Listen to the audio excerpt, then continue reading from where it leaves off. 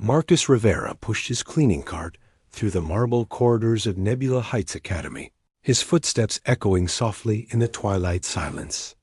The prestigious institution, carved from crystalline stone that seemed to capture and reflect the light of distant stars, served as home to the galaxy's most elite families.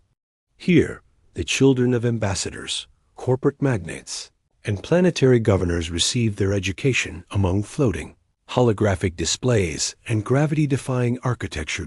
At 32, Marcus had traded his military fatigues for a simple gray uniform, finding solace in the predictable rhythm of maintenance work.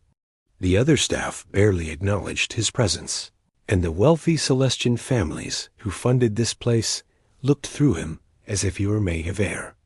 After 3 years of combat on the outer rim, invisible was exactly how he preferred it. The Academy's observatory wing stretched before him, its transparent dome offering a breathtaking view of the binary star system that illuminated New Arcadia. During the day, this hall buzzed with young voices discussing quantum mechanics and interstellar politics. Now, in the peaceful hours after midnight, Marcus could work undisturbed while the universe wheeled silently overhead. A soft whimper broke through his contemplation. Marcus paused, tilting his head to listen. The sound came again, faint but unmistakably distressed, drifting from the advanced physics laboratory. His hand instinctively moved to his hip, where he'd once carried a sidearm, finding only a sanitizer bottle clipped to his belt. Moving carefully, Marcus approached the partially open door. Through the gap, he glimpsed a small figure hunched in what appeared to be a mobility chair, silhouetted against the starlight streaming through the dome above. The child was Celestian, her skin possessing that distinctive pale lavender hue that marked her species, with dark hair that seemed to shimmer with an inner light. She couldn't have been more than 8 years old, and she was alone, struggling with something that had left silver streaks down her cheeks. Marcus hesitated for only a moment before gently pushing the door open. "Hey there," he said softly, keeping his voice low and non-threatening. "Everything okay?" The girl's head snapped up, revealing large eyes the color of deep space, wide with surprise and a flicker of fear. Her delicate features were marred by what looked like medical residue, a metallic substance that clung to her skin around the temples and neck. "I'm Marcus," he continued, staying by the doorway. "I work here, keeping the place clean. What's your name?" She studied him with the careful evaluation that children often possessed, weighing whether this stranger could be trusted. "Zena," she whispered finally, her voice carrying the musical quality common to her people. "Nice to meet you." "Zena, that looks uncomfortable," Marcus said, nodding toward the metallic residue. "Would you like some help cleaning it off?" Zena touched her cheek self-consciously. "It's from my neural therapy session. The paste is supposed to help, but it itches terribly, and I can't reach all of it properly." Marcus moved slowly into the room, retrieving a clean cloth from his cart and dampening it with purified water. "May I?" he asked, kneeling beside her chair to bring himself to her eye level. When she nodded, he began gently cleaning away the residue with careful, practiced movements. His time as a combat medic had taught him how to work with injured and frightened people, especially children caught in war zones. "Better?" he asked after a few minutes. "Much better, thank you." Zena's smile transformed her entire face, revealing the bright, curious child beneath the medical treatments and obvious exhaustion. "Are you really human?" "I've never met one before." "Guilty as charged," Marcus replied with a grin. "Though I promise we're not as scary as some of the holobids make us out to be." Zena giggled, a sound like wind chimes in a gentle breeze. "My tutor says humans are remarkable because you don't give up, even when things seem impossible." "Your tutor sounds pretty smart." "Speaking of which, shouldn't you be home resting?" "It's pretty late for someone your age to be wandering around the academy." Her expression dimmed. "Mother had a business emergency. The transport was delayed, and I was supposed to wait in the medical bay. But the healing pod was making that awful humming sound, and I just wanted to see the stars. Marcus glanced up at the magnificent view above them. Can't blame you there. It's pretty spectacular. Sometimes I pretend I'm flying among them, Xena said wistfully. Before I got sick, Mother used to take me on her starship. I loved watching hyperspace fold around us. Before Marcus could respond, the laboratory door swept fully open with a soft hiss. He turned to find himself facing the most stunning woman he had ever encountered. She stood tall and graceful in the doorway, her Celestian features sharp and regal. Her skin held that same pale lavender hue as her daughter's, but seemed to shimmer with an inner luminescence that spoke of both beauty and power. Her dark hair was pulled back in an elegant style that accentuated the elegant length of her neck, and she wore a fitted business suit that probably cost more than Marcus made in a year. But it was her eyes that stopped him cold, the same deep space blue as Xena's, but filled with a mixture of surprise, suspicion, and something that might have been fear. "Who are you?" she demanded, her voice carrying the authority of someone accustomed to being obeyed immediately. "What are you doing with my daughter?" Marcus rose slowly, aware that his simple uniform and human appearance might paint him in an unfavorable light. "Ma'am, I was just helping." "Mother," Xena interrupted excitedly, her whole demeanor brightening. "This is Marcus. He's been so kind. The therapy residue was bothering me terribly, and he helped clean it off." The woman's gaze darted between her daughter's clean face and the damp cloth in Marcus's hand. Something shifted in her expression, the rigid suspicion giving way to confusion and what might have been embarrassment. "I see," she said finally, her tone becoming marginally less hostile. "That was considerate of you. Just doing what anyone would do," Marcus replied with a modest shrug, though he suspected that wasn't entirely true. In his time at the academy, he'd observed how most of the staff, and even some parents, treated children with visible medical needs with a mixture of pity and discomfort that kept them at arm's length. The woman studied him with laser-like intensity, as if trying to solve a complex equation. "I am Seraphine Valdris," she said after a moment, the name carrying weight in the way she spoke it. "This is my daughter, Xena." Marcus recognized the name immediately. Valdris Interstellar was one of the largest shipping corporations in this sector, and Seraphine Valdris was widely known as both a brilliant businesswoman and one of the wealthiest individuals in the system. The fact that she was also breathtakingly beautiful had not escaped the notice of the gossip networks that tracked the elite. "Marcus Rivera, ma'am." "Maintenance staff." "Come, Xena," Seraphine said, moving to take control of the mobility chair. "We've imposed enough on Mr. Rivera's time, and you need your rest. Goodbye, Marcus," Xena called over her shoulder as her mother guided the chair toward the door. "Thank you for helping me see the stars." "Anytime, kiddo," Marcus replied with genuine warmth. Just before exiting, Seraphine paused and turned back. For a brief moment, her composed mask slipped, revealing something that looked almost like curiosity mixed with an emotion he couldn't identify. "Mr. Rivera," she said quietly. "Thank you for your kindness to my daughter." With that, she was gone, leaving Marcus standing alone in the observatory, wondering why his heart was beating faster, and why the memory of those deep blue eyes seemed to have burned itself into his mind.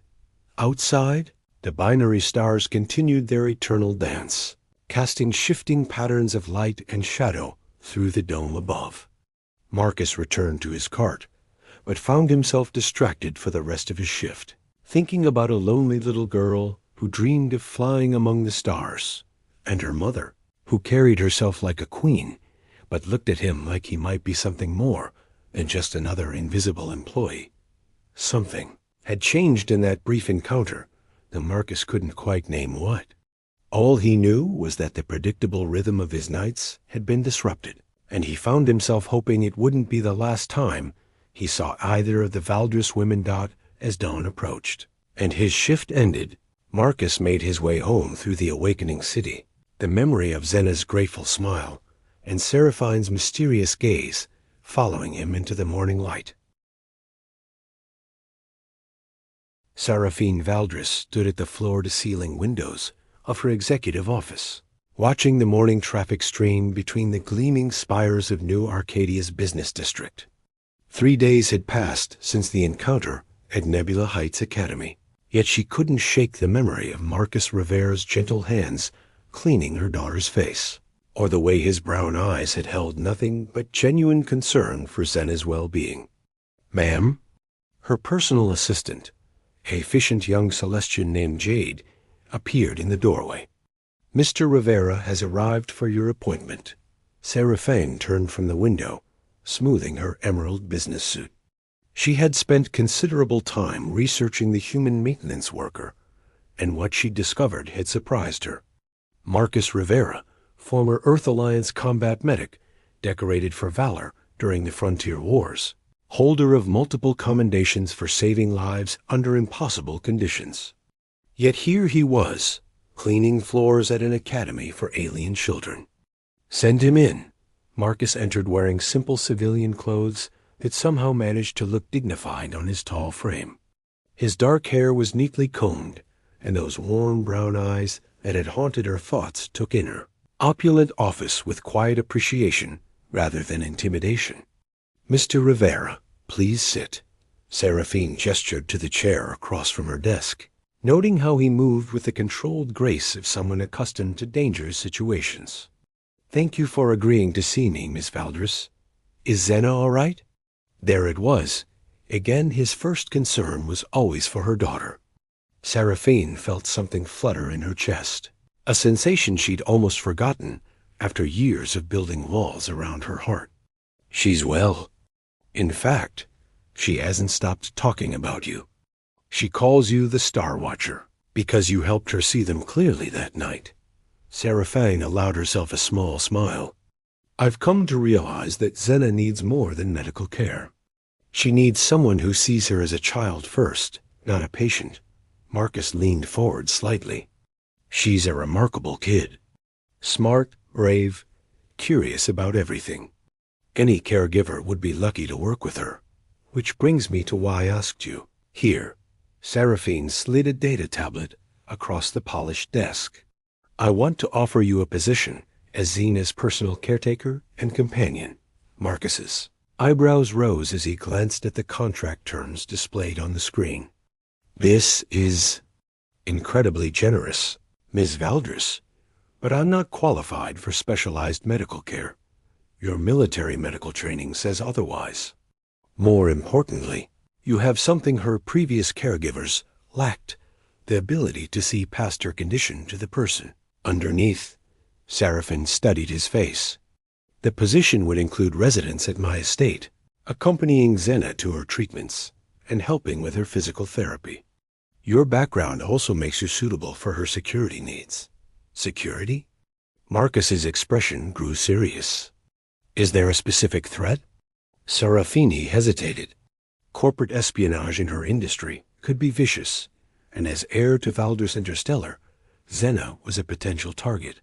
But there was another reason she wanted Marcus close one she wasn't quite ready to acknowledge, even to herself. "Nothing immediate," she said carefully. "But precautions are wise.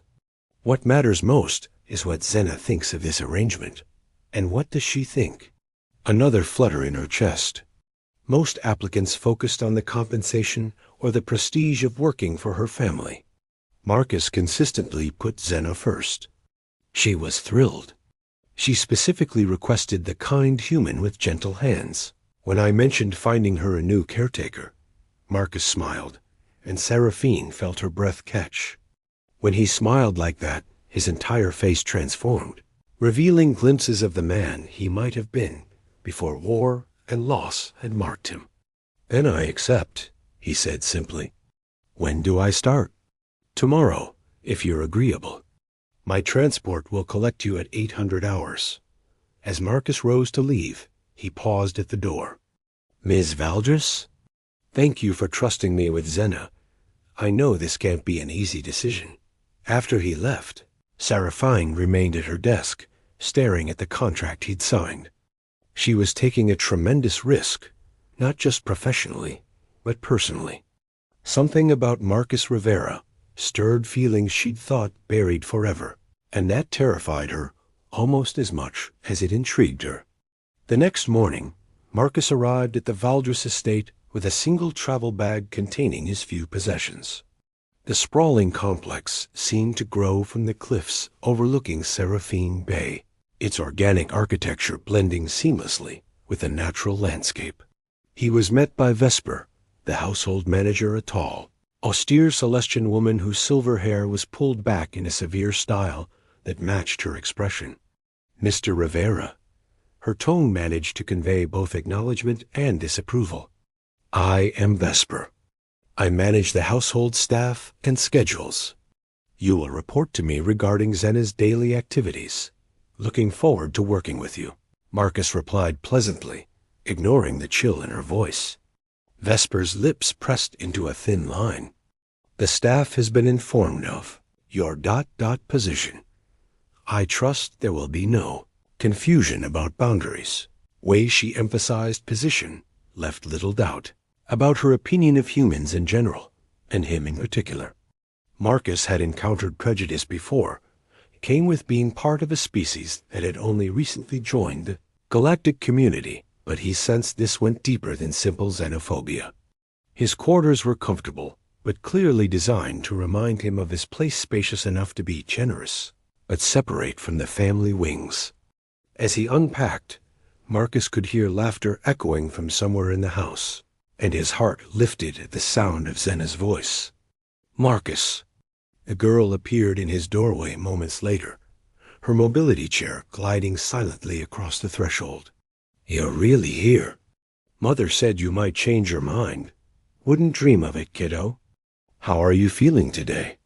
"Much better now that you're here. Will you come see my room? I have a telescope that can see all the way to the Andromeda sector."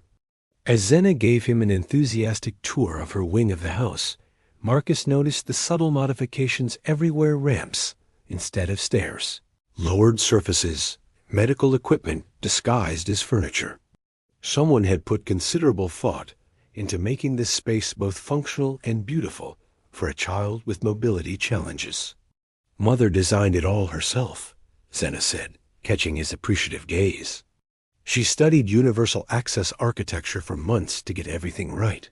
That evening, Marcus joined the family for dinner in an elegant dining room that overlooked the bay. Seraphine had changed from her business attire into a flowing dress that seemed to capture and reflect the sunset colors streaming through the windows.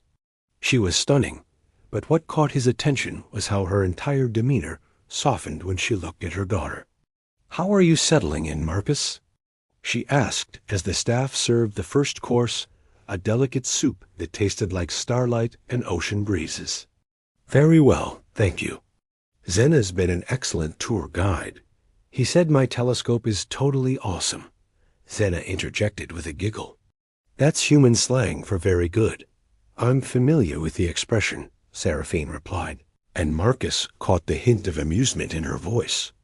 "Marcus, I should mention that Zena has physical therapy tomorrow morning, followed by a neural stimulation treatment in the afternoon. I'll be with her for both," Marcus assured her, then addressed Zena directly. "What kind of physical therapy do you do?" "Swimming mostly. The therapy pool has special currents that help my muscles work better. But sometimes the treatments afterward make me feel sick and tired." Marcus noticed the way Seraphine's hands tightened around her utensils when Zena mentioned feeling sick. There was more going on with these treatments than either of them was telling him, but he would need to earn their trust before they'd share the full truth. After dinner, as he was walking back to his quarters, Marcus encountered Vesper in the corridor. Her expression was even more disapproving than before. "A word, Mr. Rivera." "Of course. I've served this family for 15 years, she said without preamble. "I've watched Zena struggle with her condition, and I've seen Seraphine sacrifice everything for her daughter's care. They don't need complications. I'm not here to cause complications. I'm here to help Zena. See that you remember that, Vesper replied coldly. Seraphine may be too kind to say it directly, but relationships between species rarely work, especially when there are such. Disparities in social position. Marcus felt his temper flare, but kept his voice level. I think you're getting ahead of yourself. I'm Zena's caretaker, nothing more. Good. See that it stays that way. As Vesper glided away, Marcus wondered if his growing attraction to Seraphine was more obvious than he'd thought. A household manager's warning stung because it touched on his own insecurities. What could someone like Seraphine Valdris possibly see in a former soldier-turned-maintenance worker? But as he settled into his new room that night, listening to the sound of waves against the cliffs below, Marcus found himself thinking not about Vesper's disapproval, but about the way Seraphine's eyes had lingered on his face during dinner, and how her smile had seemed just for him when Zena wasn't looking. Perhaps crossing boundaries wasn't always a bad thing. Perhaps some walls were meant to be torn down. Zena Valdris floated in the therapy pool, watching Marcus demonstrate the arm exercises her physical therapist Nova had prescribed. The warm, mineral-rich water seemed to make her limbs feel lighter, more responsive than they had in months. But it wasn't just the therapy. Something fundamental had changed since Marcus arrived 3 weeks ago. Like this? Zena asked, mimicking his movements as best she could. Perfect, Marcus encouraged, his voice echoing softly in the domed therapy room. You're getting stronger every day. I can see it in how you hold yourself. Nova, a gentle Celestian healer with kind amber eyes, made notes on her datapad. The improvement is remarkable, she told Marcus quietly, while Zena practiced her exercises. In 3 weeks, she's shown more progress than in the previous 6 months. Her muscle tone is better, her coordination has improved, and most importantly, her spirits are higher than I've ever seen them. Zena smiled to herself as she listened. It was true, she felt more like herself than she had since the illness began. Marcus treated her like a normal child who happened to need some extra help, not like a fragile patient who might break at any moment. He told her stories about distant worlds, taught her card games from Earth, and never once looked at her with pity. Can we practice the walking exercises today? Zena asked, hopefully. Nova exchanged a glance with Marcus. The walking frame was new, part of an experimental treatment that required Zena to support some of her own weight while mechanical assists helped her legs function. If you're feeling up to it, Marcus said. But we take it slow, and you tell me the moment you're tired. As they moved to the walking area, Zena caught sight of her mother watching from the observation window above. Seraphine had been doing that a lot lately, finding excuses to be nearby whenever Marcus was working with her. Zena wasn't naive. She could see the way her mother's entire demeanor changed around Marcus, how her voice became softer, how she lingered in doorways just to watch him. Mother likes you, Zena said matter-of-factly as Marcus helped her into the walking frame. Marcus nearly fumbled the safety harness. Your mother is very kind to everyone. No, she's not, Zena replied with the brutal honesty of childhood. Mother is polite to everyone, but she's only kind to people she truly cares about. And she watches you the way she used to watch Father. A shadow crossed Marcus's face at the mention of her father. Zena barely remembered. Darius Valdris, he died when she was only 4, but she remembered how her mother had glowed when he was around, how they'd shared secret smiles across rooms full of people. Your father was a good man, Marcus said carefully. He was. But he's been gone a long time, and Mother has been sad for so long. Zena took a tentative step forward, the frame supporting most of her weight. I think she's starting to be happy again, because of you. Before Marcus could respond, the therapy room door chimed, and Seraphine entered, followed by a tall, elegantly dressed Celestian man Zena didn't recognize. Zena, darling, how are you feeling today?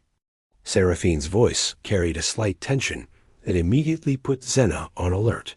Much better, Mother. Look, Xena demonstrated her walking exercises, proud of how steady she felt in the frame. The stranger watched with polite interest, but Xena noticed his eyes kept drifting to Marcus with something that looked like disapproval.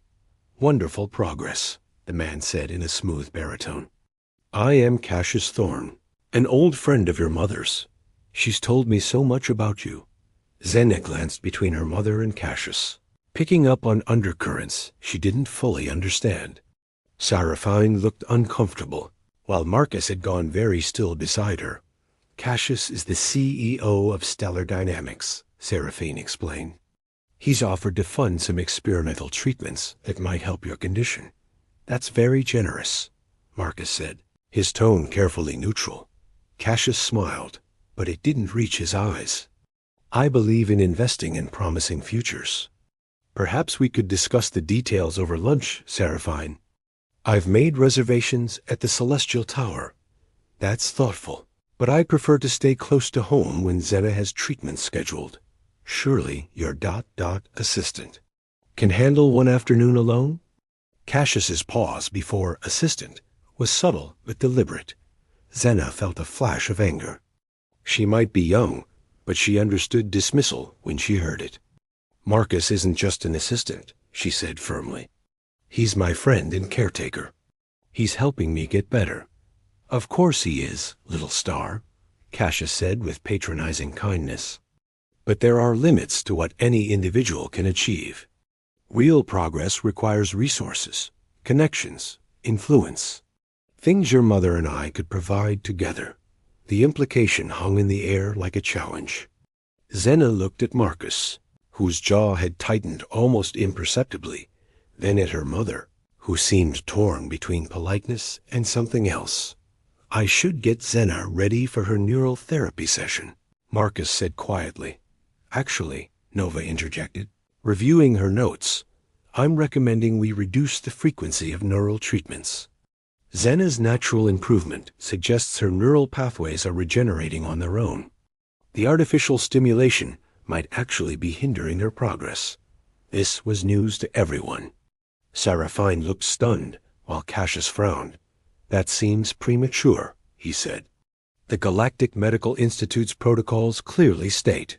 I'm her primary therapist, Nova interrupted firmly. And I'm seeing remarkable natural healing that I don't want to disrupt. After Cassius left with promises to call Seraphine later, the therapy session continued in a subdued atmosphere. Xena could sense the tension between the adults, the weight of unspoken concerns. That evening, as Marcus was helping her with her bedtime routine, Xena decided to address what everyone seemed afraid to discuss. I don't like him, she announced. Cassius? He seems nice enough. He's not nice. He's calculating. And he doesn't see me as a person, just as an obstacle to what he wants. Xena studied Marcus's reflection in her bedroom mirror as he helped brush her hair. What he wants is Mother. Marcus's hand stilled for a moment. Your mother is a remarkable woman. I'm sure many people admire her, but do you love her? The question hung between them, bold and innocent in the way only a child could make it. Marcus met her eyes in the mirror, his expression vulnerable. Xena. It's okay if you do. I hope you do. Mother deserves to be happy, and you make her smile in a way she hasn't since Father died. Xena turned in her chair to face him directly. But Cassius doesn't love her. He loves what she represents: power, status, connections. I may be sick, but I'm not stupid. Marcus knelt beside her chair, bringing himself to her eye level. You're one of the smartest people I know, kiddo. And you're right, your mother deserves to be happy. But there are complications you might not understand. Like what? Like the fact that I'm human, and she's Celestian royalty. Like the fact that I clean floors for a living while she runs a galactic corporation. Like the fact that people will judge her for caring about someone like me. Xena reached out and took his hands in hers. Her small fingers looked fragile against his calloused palms, but her grip was firm. "Do you know what I learned from being sick?" she asked. "I learned that most things people worry about don't really matter. What matters is kindness and honesty and making each other feel less alone in the universe.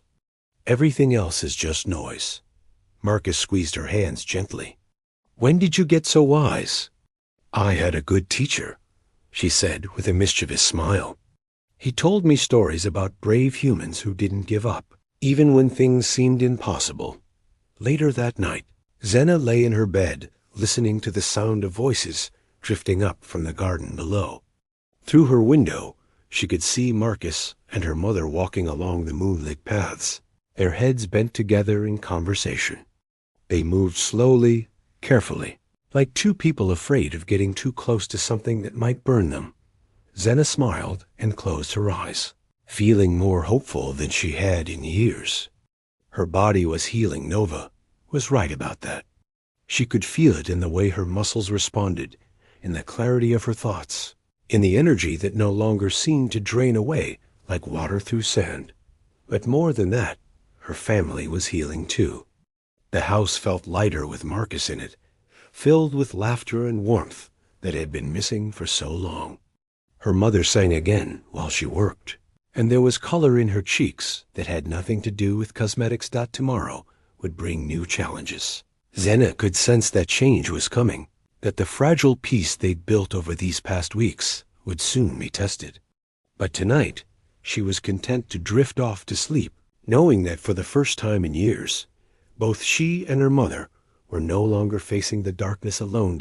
In her dreams, she was running through fields of starlight, her legs strong and sure beneath her, while somewhere behind her, she could hear the sound of her mother's laughter mixing with Marcus's deeper tones. And for the first time since her illness began, Zena dreamed not of the life she'd lost, but of the life that might still be waiting for all of them.